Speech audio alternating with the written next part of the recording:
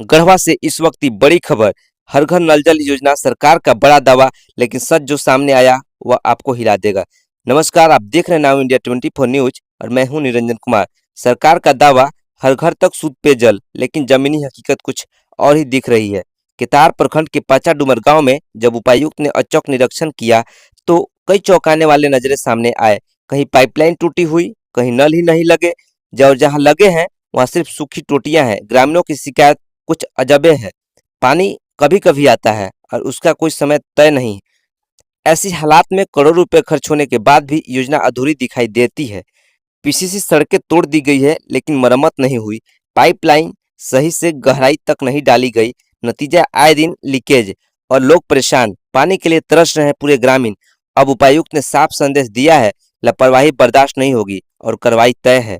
इसमें कोई दो राय है नहीं। और उसके भी ऊपर इंजीनियरिंग जो हमारा डिपार्टमेंट है, जेई है, उनकी तरफ से भी लापरवाही रही है कहीं ना कहीं, ताकि जिसकी वजह से प्रोजेक्ट लंबा चला है और लंबा चलने के बावजूद भी जो है अभी तक कार्य से पूरा नहीं हुआ है, और जो हुआ भी उसकी गुणवत्ता ठीक नहीं है। तो ऐसे में क्या करेंगे सर?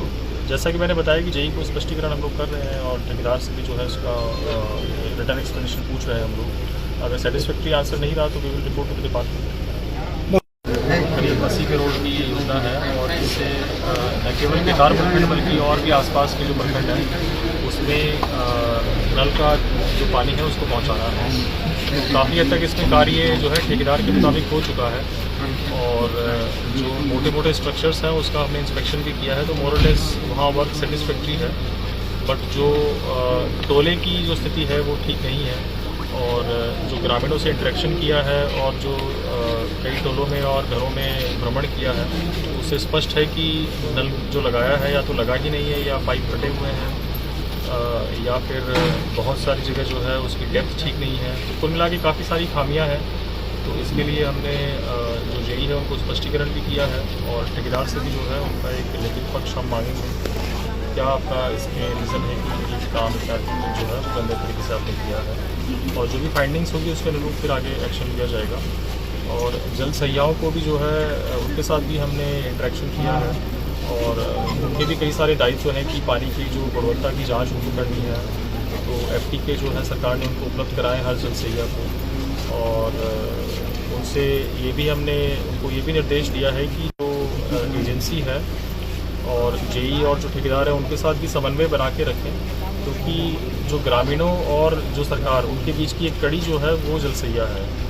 तो जो शुल्क है 65 रुपये के आसपास का, वो भी जल सहिया को ही लेना है। साथ ही साथ एक और जो इशू हमने यहाँ पे पाया कि जो पानी छोड़ा जाता है तो उसका भी कोई समय निर्धारित नहीं किया गया है। तो ग्रामीणों को पता नहीं रहता है कि पानी कब आने वाला है, कब नहीं आ रहा है। तो सहिया को हमने निर्देश दिया है कि इनको समय जो है एक निर्धारित करके आम सभा में और ठेकेदार के साथ समन्वय स्थापित करके, जेई के साथ समन्वय स्थापित करके टाइमिंग को भी स्टैब्लिश किया जाए। सर अगर देखा जाए तो यह लगभग 6 वर्ष हो गया।